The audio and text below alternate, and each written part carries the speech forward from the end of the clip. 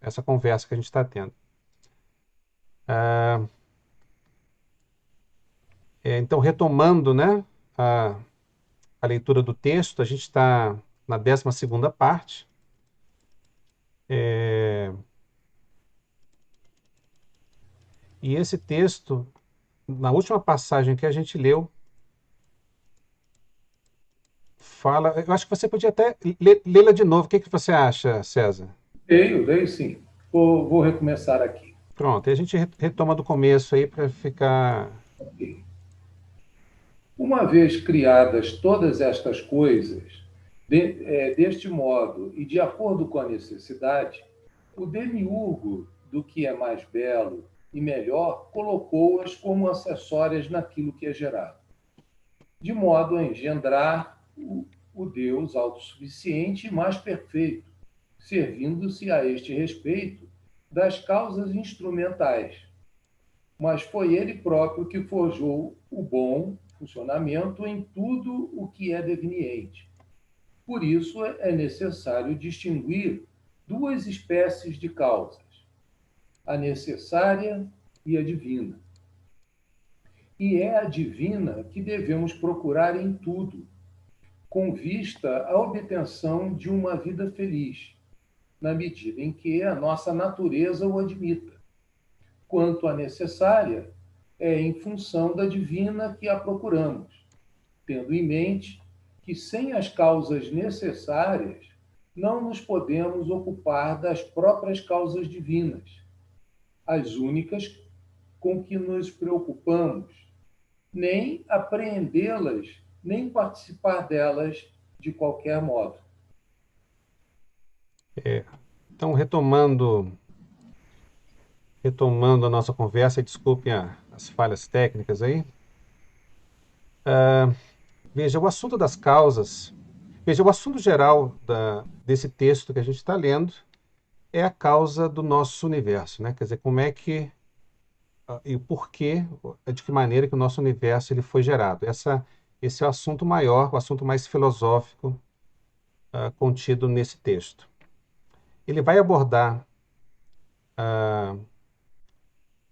diversas outras questões mais científicas, né? Vai falar de como é que os nossos planetas foram feitos, como é que o homem foi feito, como é que a natureza foi feita, de que maneira que os nossos sentidos funcionam, como é que nós chegamos às sensações que nós sentimos. Então, isso tudo é abordado dentro do texto, que é o FED, que é o Timeu, né? Que a gente está lendo esse nosso 12º encontro. Mas o que mais interessa, sob o ponto de vista filosófico, é sobre a ideia de como o nosso universo ele foi gerado. É, e, o, e o Platão faz uso de uma metáfora na hora de abordar essa questão. Essa metáfora ela resume bem o que a gente ah, vai abordar aqui. Então diz ele que o demiurgo, é assim que ele chama o artesão. Então um artesão, quando ele vai fazer uma, uma estátua, ele normalmente se vale de um modelo, né? Alguém posando para ele, algum objeto da natureza, e com base nesse modelo, ele constrói a estátua. E de forma análoga, o Platão vai dizer que o demiurgo, esse é o termo que ele usa, no momento em que ele vai gerar o nosso universo, que ele vai criar o nosso universo, ele se vale também de um modelo, que ele chama de arquétipo. Esse demiurgo, né, para algumas pessoas pode ser Deus, enfim, a ideia de Deus. Ele não aborda desse jeito, por mais que ele use termos como divino, usa Deus mesmo com a letra minúscula, né? Mas não o Deus das religiões, né? Estamos falando de um contexto grego aqui bem distinto. Mas a ideia que está por detrás disso é o quê? É de que o nosso universo foi feito mediante um modelo. Então, esse modelo, esse arquétipo, é o que confere ao nosso universo a ordem geral das coisas, né?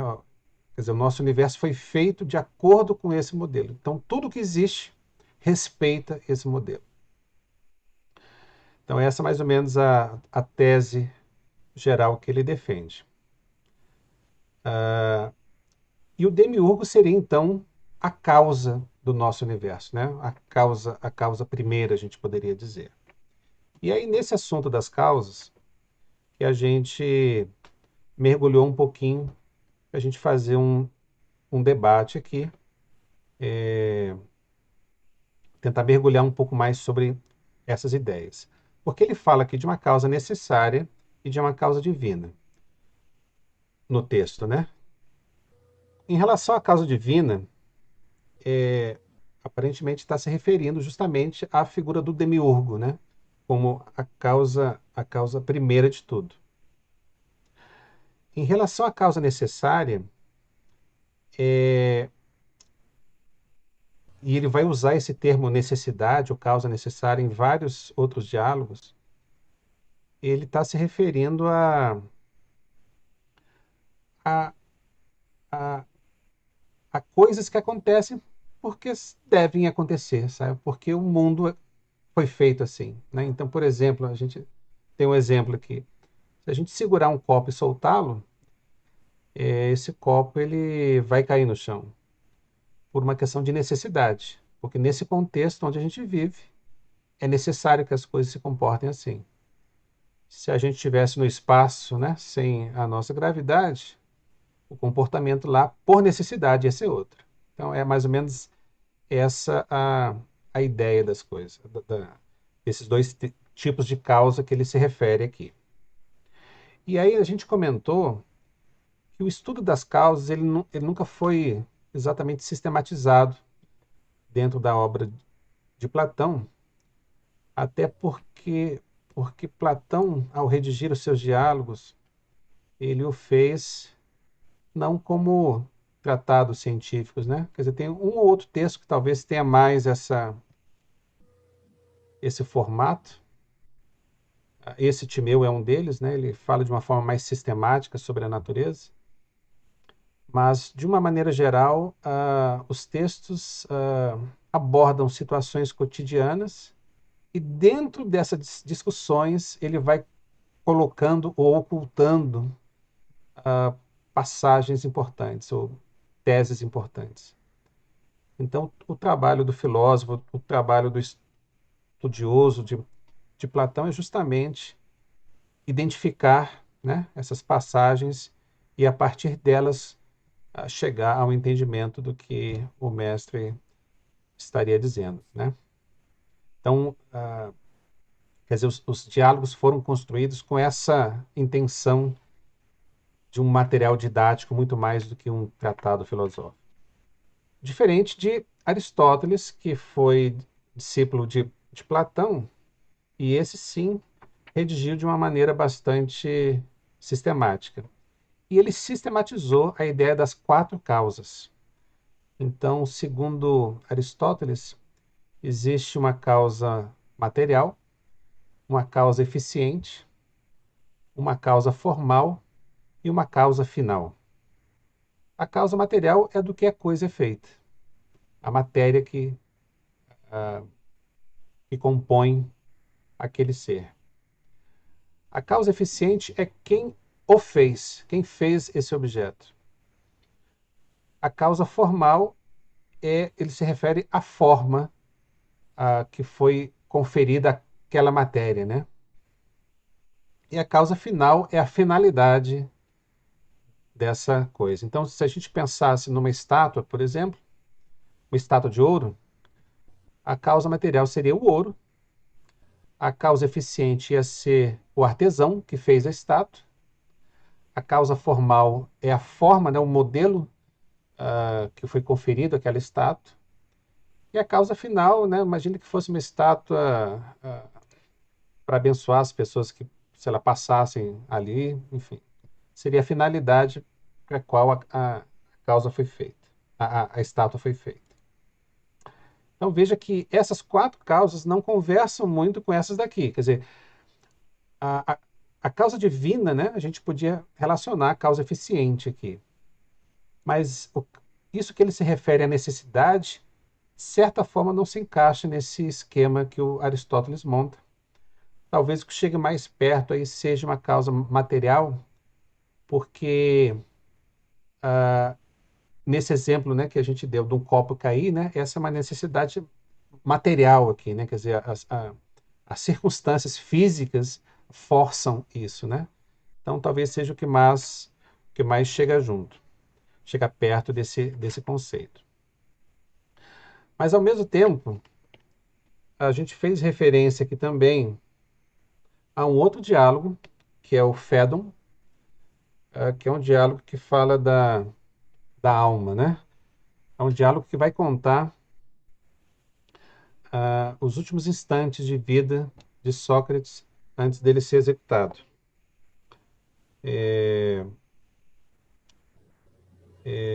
Então eles estão reunidos numa caverna onde ele está em cárcere e ao invés de, junto com os discípulos, estarem lamentando a morte dele, ele resolve dar uma última palestra, justamente para que os discípulos ficassem tranquilos, porque a alma, sobre a ótica dele, é imortal. Então não teria por que eles lamentarem. Esse é mais ou menos o contexto do diálogo. E nesse diálogo tem duas passagens aqui que são muito interessantes. Então, lendo aqui, ó. Numa certa ocasião, fiquei sabendo de alguém que lera num livro, segundo ele da autoria de Anaxágoras, que é a inteligência que estabelece a ordem de todas as coisas e as causas. Vi-me satisfeito com essa causa e a mim pareceu algo acertado ser a inteligência a causa de todas as coisas. Então veja que a inteligência aqui, né, é um conceito novo, abordado aqui por Platão, que não exatamente conversa com o que a gente viu no Timeu aqui da causa divina e da causa necessária. Um pouco mais adiante, ele não vai ficar muito satisfeito com essa explicação de Anaxágoras, porque ele apenas falou da inteligência, mas não explicou como é que as coisas acontecem, sabe? Então ele fica um pouco decepcionado, e aí ele vai dizer o seguinte aqui: mas visto que isso me foi negado, quer dizer, essa explicação sobre a inteligência, e não fui capaz de, por minha própria conta, descobri-lo ou aprendê-lo de outra pessoa, gostarias que te apresentasse uma explicação de como, a título de uma segunda navegação, empenhei-me com a investigação da causa? Então, já que ele não encontrou respostas em Anaxágoras, ele mesmo vai buscar essa explicação das causas. E essa passagem em particular aqui é uma passagem, a gente estava comentando, muito marcante na obra de Platão, porque ele usa essa expressão segunda navegação. E essa expressão é muito significativa. Porque o que seria a nossa primeira navegação, né? É como se um barco tivesse navegando um oceano, ou navegando um mar, e o que move o barco é o vento, né? Então o vento impulsiona as velas e as velas movimentam o barco. Então as velas são como se fossem os nossos sentidos. E o vento batendo nas velas é como se fosse o mundo lá fora tendo contato conosco, né? Ou nós tendo contato com o mundo lá fora. E é nessa relação entre o vento e as velas que faz com que nós aprendamos, ou nós possamos viajar nesse mar, nesse oceano. E o que seria a segunda navegação? A segunda navegação é quando não há mais vento, né? Então, em determinado momento, não faz mais vento e aí o barco não se move mais. E aí o que é necessário? É necessário usar o remo, né? Usar a força para movimentar o barco. E o que essa metáfora remete, né? O que seria esse remar? Justamente a gente usar a nossa razão. Ou seja, né, nesse contato com o mundo, nós conseguimos ir ou navegar até um certo momento. A partir daí, é só a nossa razão que nos consegue levar adiante, sabe? Então, veja, essa é uma passagem muito conhecida da obra de Platão. Talvez seja vamos dizer assim, a pedra fundamental da própria filosofia, sabe? E aí, veja, o que o Platão vai fazer? Ele vai discorrer, então, sobre essa causa que ele chegou. E é uma passagem um pouco mais adiante, ele vai falar disso. Então, ele diz assim, ó, se alguém me diz que o que torna bela uma coisa é a sua linda cor, forma ou qualquer outra coisa desse gênero, limito-me a ignorá-lo, porque tudo isso me confunde. Agarro-me de modo simples, rude e talvez cândido a isso, ou seja, que que nada mais a faz bela, exceto a presença ou a comunhão, ou como queira descrever essa associação, com o belo, com, com o belo em si mesmo. Ou seja, uma coisa é bela porque participa da beleza. Uma coisa é árvore porque participa da forma da árvore, né? Veja, essa causa que ele se refere é a sua famosa teoria das ideias, ou teoria das formas, onde ele defende que para tudo aquilo que existe no universo existe uma forma, existe um arquétipo. Então existe um homem porque existe uma forma de um homem. Existe uma árvore porque existe uma forma da árvore. E assim por diante. E o que confere humanidade, né, ou sei lá, ao ser, é justamente a forma do homem, sabe? Então, essa causa, essa forma, né, veja que ela conversa com aquela forma de Aristóteles que a gente comentou agora há pouco, né? Uma das quatro causas lá é justamente a causa formal. Mas há uma diferença fundamental entre as perspectivas de Platão e Aristóteles, acho que não é objeto desse vídeo, mas oportunamente a gente pode falar porque que as duas teorias, por mais que abordem o lado material e o lado formal, por que elas são totalmente divergentes entre si.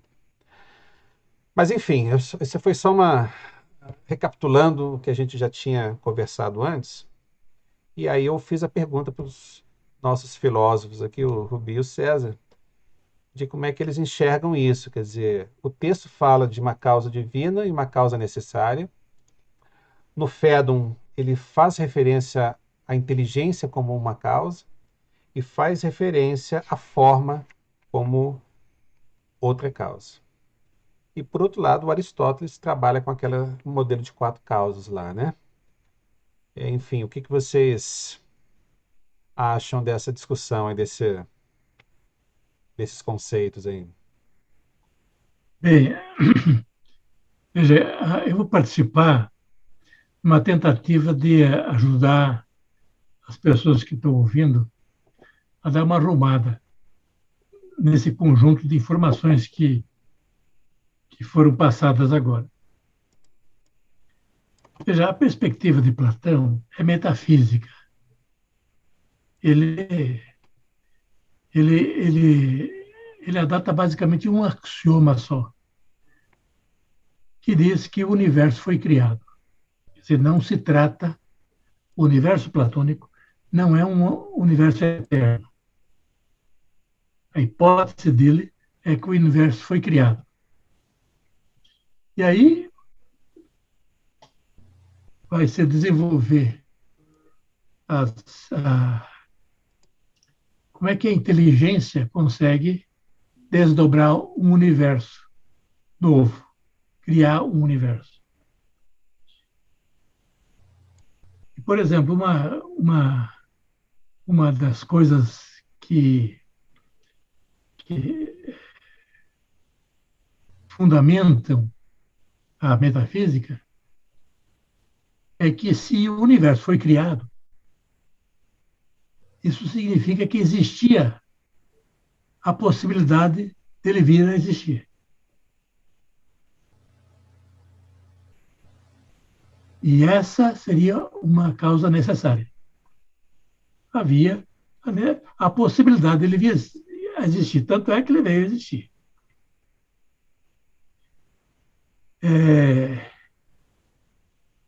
Isso eu daria como exemplo de causa necessária, quer dizer, além da causa mais material, como o Jonas deu aí, da ação da gravidade, essa outra. E as outras são causas divinas. E as causas divinas têm a ver com inteligência e têm a ver com o belo, porque a obra ela é uma obra divina, então é uma obra bela. Mas o belo ali, o bom, em Platão, fala de uma perfeição organizacional, uma organização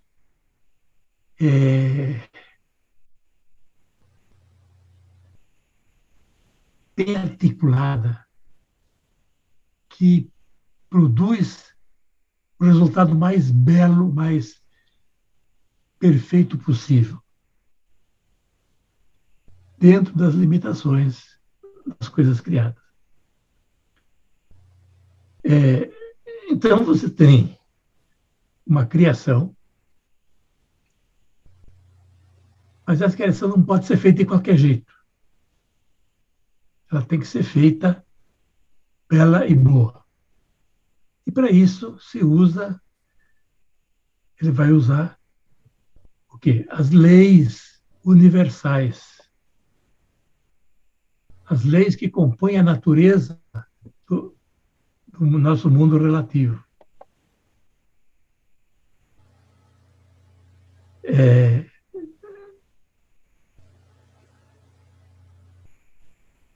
Essas leis são aquelas que não mudam nunca, que sempre estiveram aí.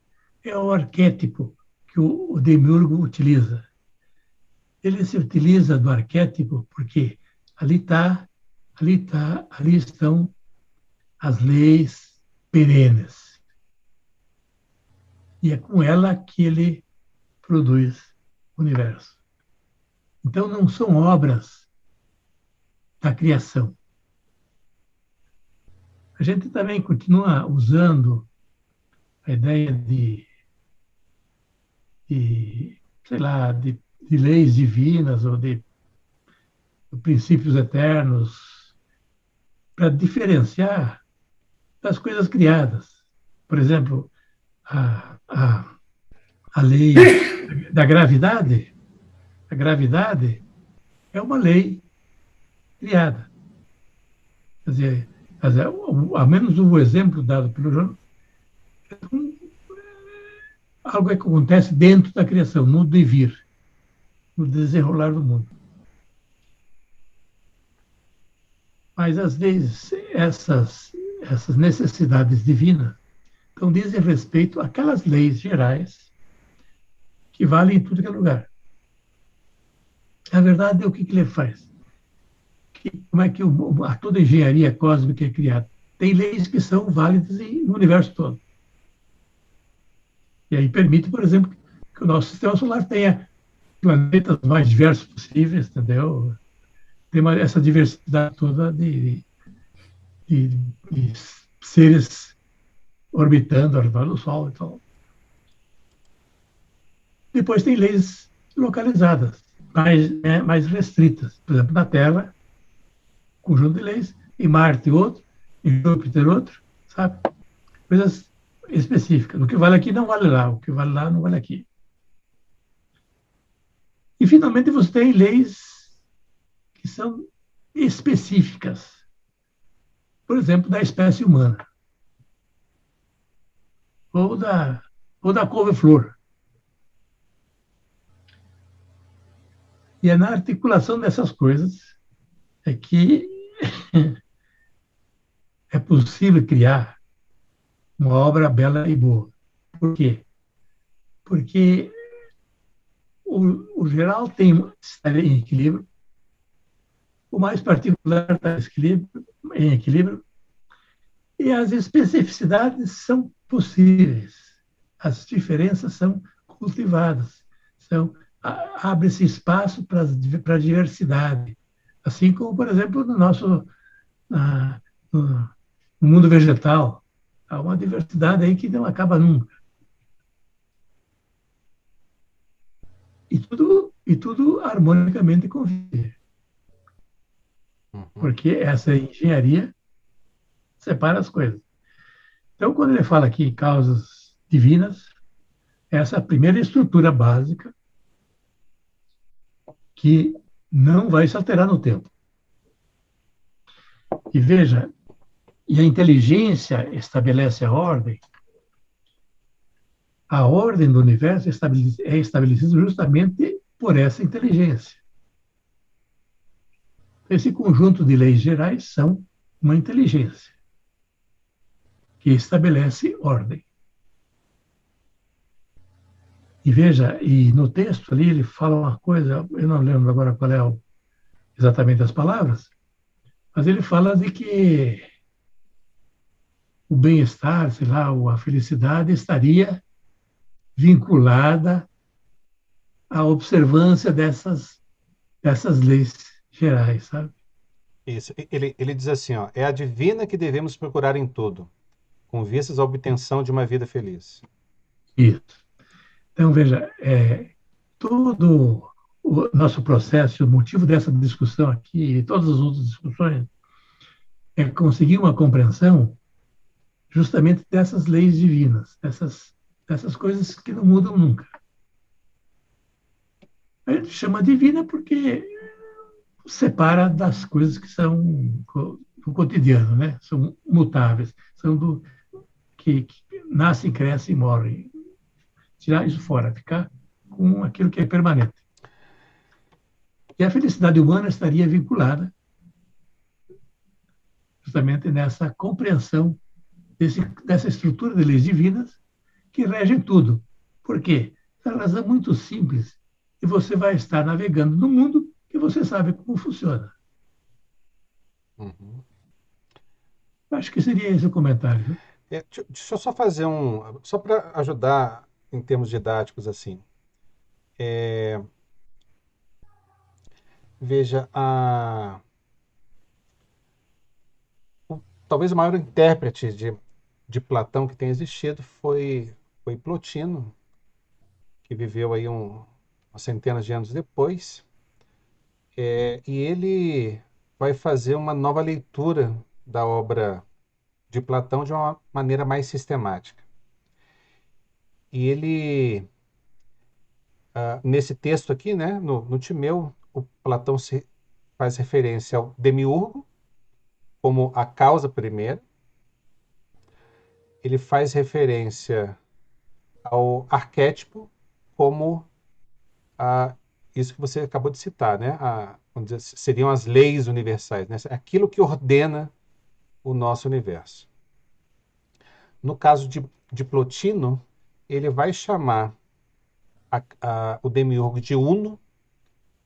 Uno é o mesmo termo que o, que o Platão usa em outro diálogo, que é o Parmênides, e vai chamar esse arquétipo de intelecto, que faz remeter a esse conceito de inteligência que a gente estava citando aqui, né? Quer dizer, as coisas são organizadas ou são ordenadas, ou o nosso universo é ordenado porque ele é inteligente, sabe? Porque foi conferido inteligência a ele, né? Então, perceba como é que isso conversa, né? Essa interpretação de Plotino conversa com o que a gente leu no Fédon aqui. E uma outra coisa que eu acho que ajuda também é sobre o uso do termo divino, né? O Seu já explicou bem aí, mas veja, atualmente nós chamamos o estudo das causas assim, primeiras das coisas de metafísica. Esse é o termo que é usado na academia. E o termo metafísica, né, que muita gente remete a esoterismo ou alguma outra coisa, em termos filosóficos, é aquilo que está, né, para lá da física, né? Quer dizer, é aquilo que a física não alcança, né? E isso faz referência à questão da segunda navegação ali que a gente falou, né? Quer dizer, o que a física consegue explicar? Aquilo que faz parte daquela primeira navegação, né? Quando os nossos sentidos, né? Nesse contato do mundo com os nossos sentidos. Esse é o objeto da física. Quando nós temos que usar a razão, né, para ir além do físico, aí nós estamos trabalhando com metafísica. Só que lá na época não havia esse termo. E aí qual o termo que o, que o Platão usava? Justamente o termo divino, né, para se referir a esse tipo de causa. Quer dizer, então uma causa divina é uma causa que assim precede o nosso universo, entendeu? Ele já estava lá antes da primeira construção, né? Essa é mais ou menos a ideia. César, você quer comentar alguma coisa? A gente segue com a leitura? Então, vamos seguindo, aproveitar e vamos um pouquinho adiante. Beleza. Assim, tal como os carpinteiros têm a madeira já preparada para trabalhar, temos nós agora também à nossa disposição os gêneros das causas já filtradas, a partir dos quais é forçoso que teçamos o resto do discurso. Regressemos por breve instante de novo ao princípio do discurso e voltemos rapidamente ao ponto a partir do qual aqui chegamos. Tentemos providenciar uma cabeça, um final, à nossa narrativa, que deseja em harmonia Que com o esteja. que dissemos até aqui.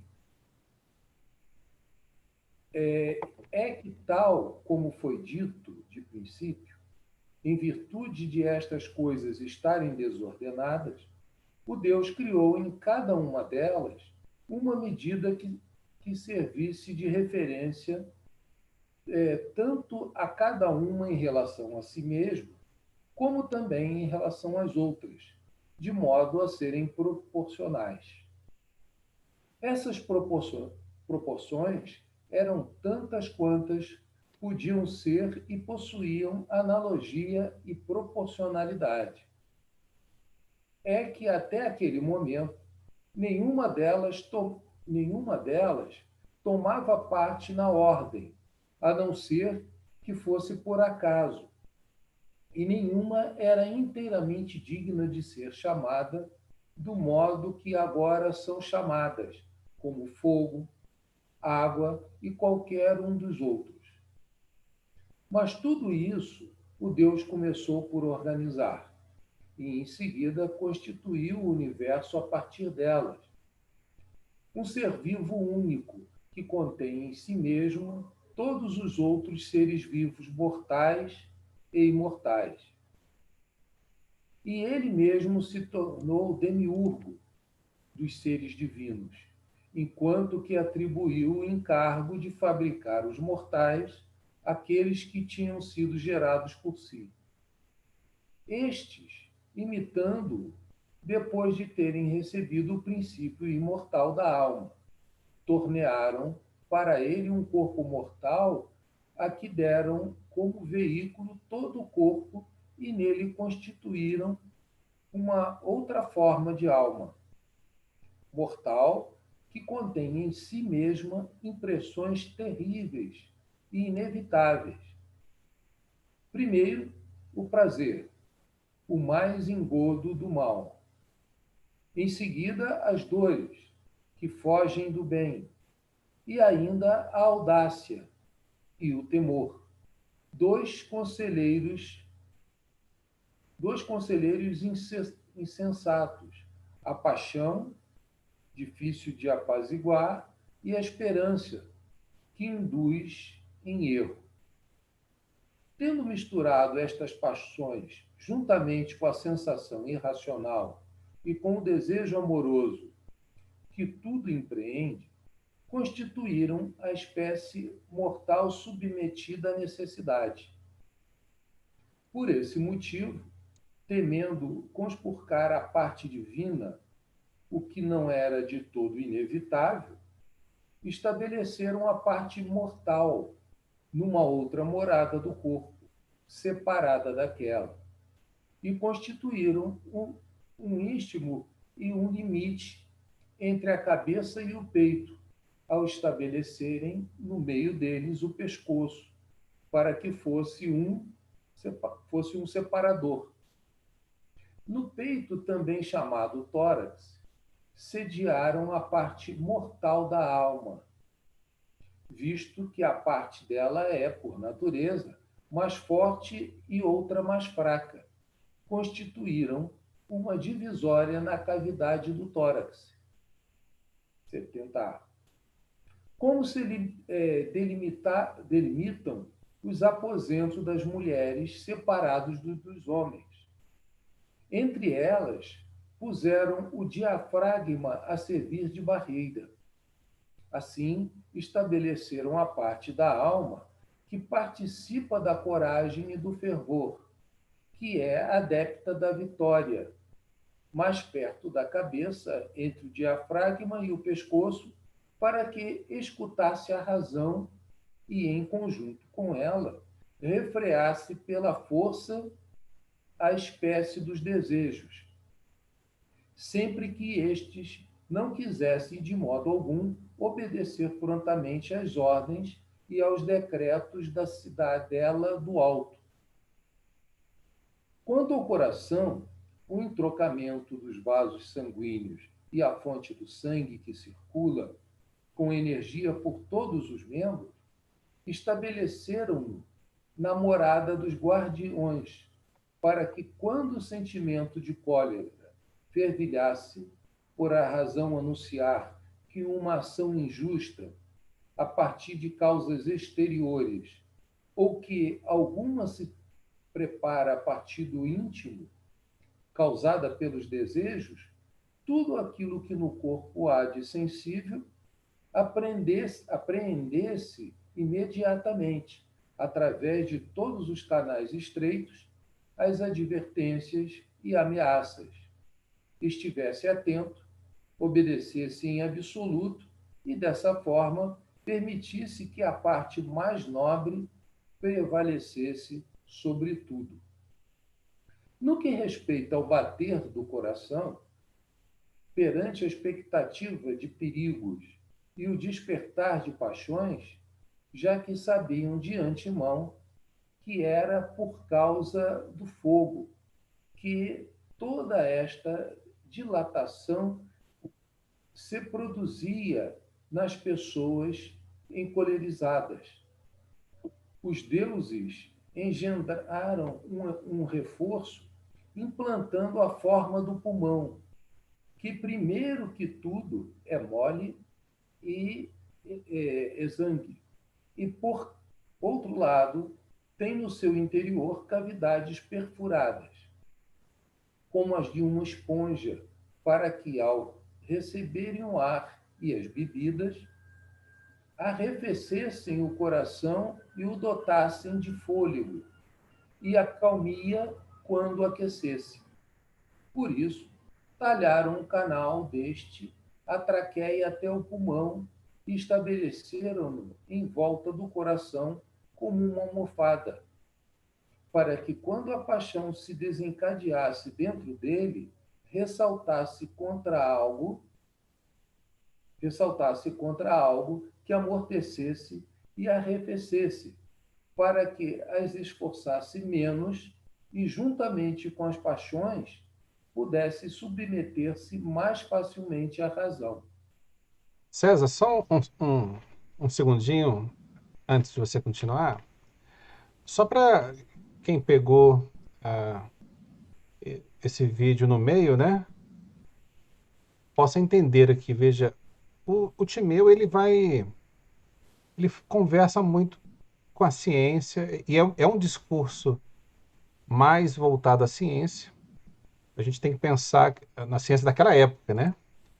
E é uma tentativa de explicar as coisas, né? É muito interessante, né? Ele localizar a alma, né? É como se a alma fosse um órgão do corpo, né? Enfim, que fizesse parte desse sistema, né? O ser vivo, né? É uma coisa muito interessante. Veja que ainda que de certa forma isso possa parecer ingênuo, haja vista, né, a nossa ciência moderna,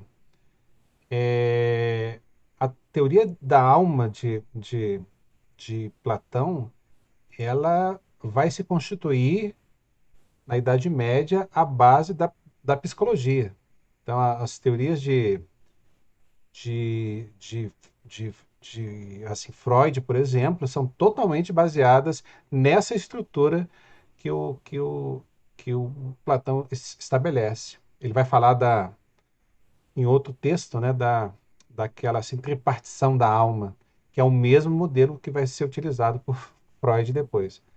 Então veja que por mais que talvez o texto, a gente lendo, né, ele, ele não nos pareça lá muito informativo, mas é aquilo que a gente falou antes, né? É preciso pescar, sabe? É preciso encontrar dentro dos textos aí os conhecimentos refinados, né? Mas você pode seguir, César. Quanto à parte da alma que deseja comida e bebida e tudo aquilo de que o corpo tem necessidade por natureza, essa parte eles estabeleceram entre o diafragma e o limite, e o limite do umbigo, fabricando em toda essa região uma espécie de manjedoura para o sustento do corpo. Foi nesse lugar que aprisionaram esta parte da alma, como se fosse uma criatura selvagem, mas que era necessário alimentar para que no futuro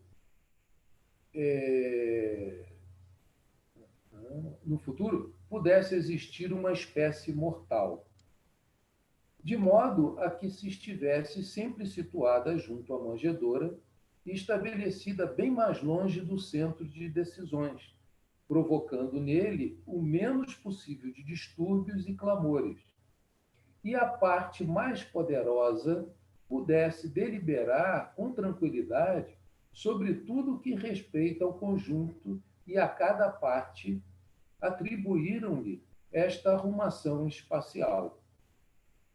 Estavam conscientes de que ela não conseguia compreender a razão e, se de algum modo apreendesse alguma das sensações, não estaria na sua natureza a capacidade de perceber algo que pertencesse à razão.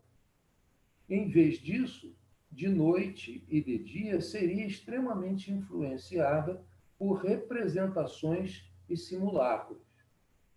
De acordo com isto, um Deus delineou um plano conforme a sua intenção, constituiu a espécie do fígado e estabeleceu na morada desta parte da alma. Fabricou-o espesso, liso e brilhante e contendo doce e amargor, para que a potência das noções ao transportá-las do intelecto até ele, como num espelho que recebe impressões e fornece reflexos a quem o contemplar. E atemorizar-se ao trazer-lhe ameaças terríveis, e fazendo isso na sua parte congênere, que tem amargor, espalhasse o amargo por todo ele e fizesse aparecer as cores da bilis, contraindo-o até se fazer áspero e todo rugoso, vergando e contraindo logo a partir da posição correta e obstruindo e fechando a vesícula e as entradas, de modo a provocar dores e náuseas. Em sentido oposto, quando algum movimento inspiratório reflete do pensamento simulacros de suavidade, converte o amargor em tranquilidade, pois esse movimento não quer ser anexado a uma natureza contraída, contrária à sua. Em vez disso, com recurso à doçura que está por natureza presente no fígado, corrige tudo para ficar correto,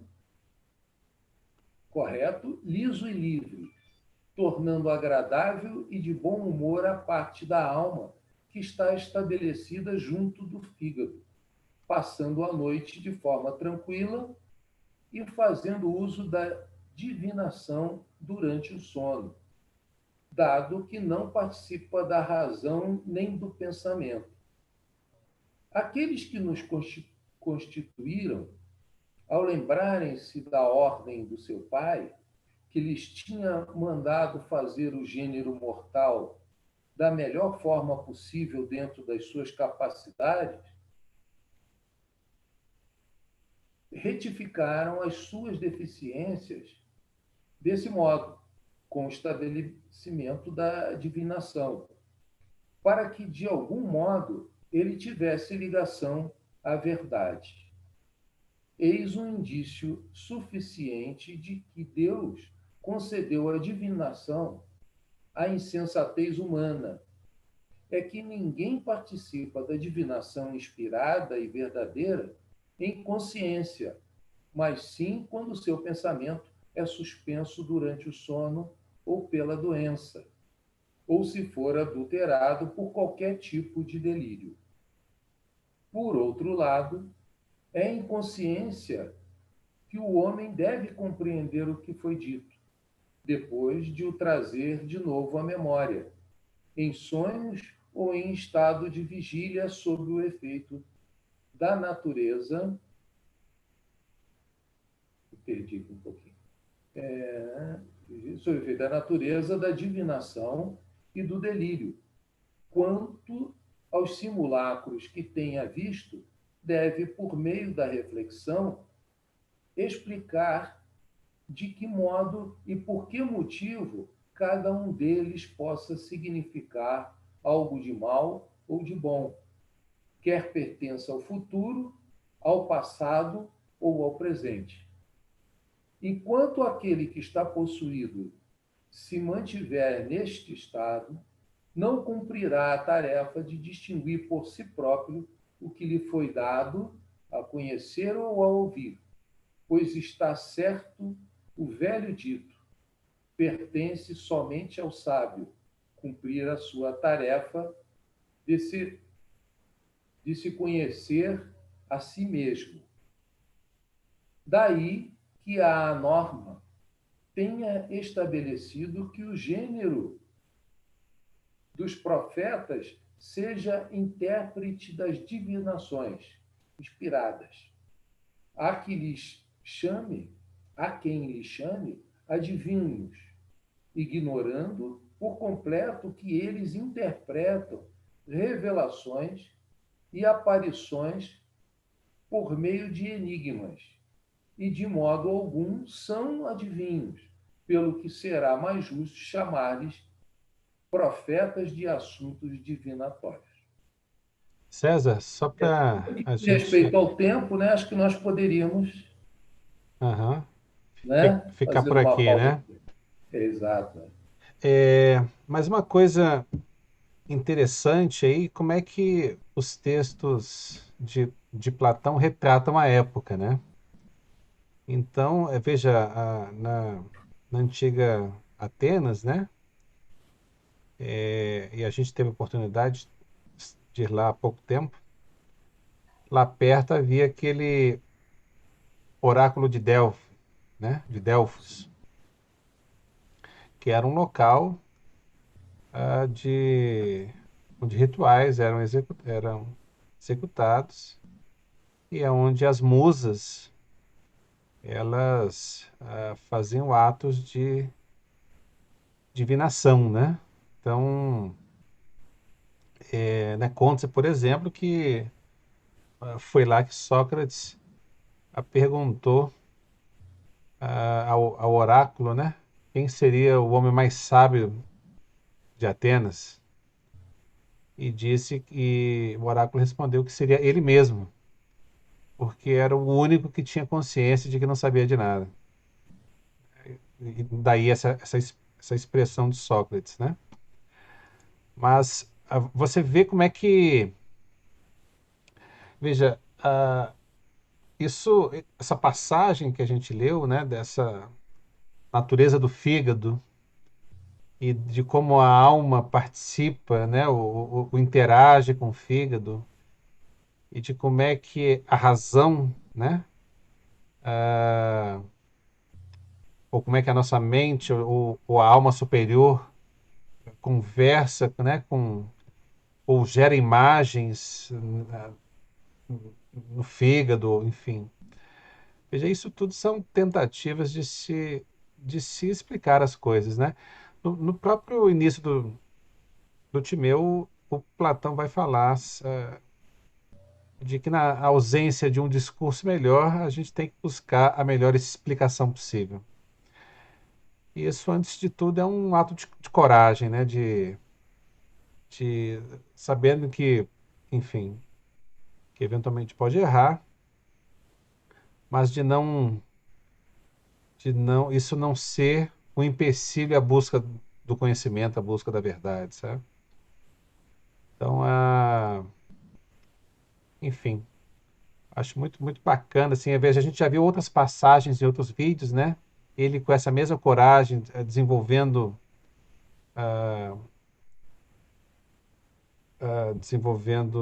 raciocínios sobre os astros ou sobre a formação do corpo humano, né? Ou sobre os sentimentos, as sensações, quer dizer, esse diálogo, ele parece muito assim com uma enciclopédia, né? Porque ele aborda, né, desde o começo até o fim do, do universo, né? Esse sentimento que dá, assim, ele tentou reunir num texto só, né? Todas essas explicações. E disse, né? Conta-se que ele fez isso depois da morte de Sócrates, né? Porque esse diálogo seria de um período tardio da obra de Platão, né? Se ela talvez antes ele não tivesse o espírito adequado, ou, enfim, ele em- não abordou esse tipo de assunto, sabe? Só acho que depois que o Sócrates é executado que ele vai se aventurar por outros caminhos, sabe? Esse é o sentimento que eu tenho. Mas muito legal o texto, né? Interessante, bem interessante. Eu acho que uma lição que a gente pode tomar desse texto, o homem moderno tende a ver a precariedade da comunicação. Mas Platão menciona em diversos locais as dificuldades pela ausência de conceitos que fossem capazes de expressar aquilo que precisava ser dito. Quer dizer, havia uma dificuldade pela ausência de conceitos. Mas, veja, isso o impede de tentar e de fazê-lo da forma melhor que podia, que conseguia fazer. O que também mostra que isso era um texto para dentro da academia, usados na academia, que o ambiente da academia era um ambiente onde não se esperava a perfeição, não se exigia do outro a perfeição, né? Buscava-se capturar de cada circunstância, de cada discurso, aquilo que fosse importante. Veja, é uma coisa bastante distinta do processo de competição que a gente vê hoje em dia, onde qualquer deslize, qualquer explicação mais simplória seriam elementos de desprezo, sabe? Você vê que lá parece que na academia não havia isso. O espírito era tal que essas coisas poderiam ser ditas, consciente de que a comunicação era precária, mas todo mundo compreendendo que era a comunicação possível e se empenhando para compreender do que se tratava. Quer dizer, veja, percebe que é um outro espírito de participação, de comunhão do conhecimento, muito mais amistoso, muito mais Menos amigável, egóico, né? né? E aí ele se arriscava, né? É uma obra fantástica. Muito bem. Então, chegando aqui a 10:08, a gente vai ficando por aqui. Na segunda-feira que vem, a partir das 8:30, 9 horas, a gente faz a 13ª parte da leitura do Timeu. Lembrando, né, que a gente tem um site, segundasfilosóficas.org, onde todo o material que a gente produz fica hospedado lá. Nós estamos nesse processo de construir a Academia Platônica de Brasília. Temos um canal no YouTube, onde todos os vídeos estão disponíveis lá. E no site tem as nossas formas de contato. Se alguém tiver alguma dúvida também, podem entrar em contato. Acho que só uma observação, João. O pessoal que está assistindo foi posto no ar ontem um trabalho intitulado Geometria Sagrada, que justamente trata desse processo de criação do universo, da matemática, da geometria e da lógica envolvida, da ciência movimentada pelos deuses na criação. Quer dizer, é uma coisa mais sistematizada. Quem assistiu hoje pode aproveitar também. Isso se encontra no site. Muito bem, então até a segunda-feira que vem. Até. Perfeito. Até lá.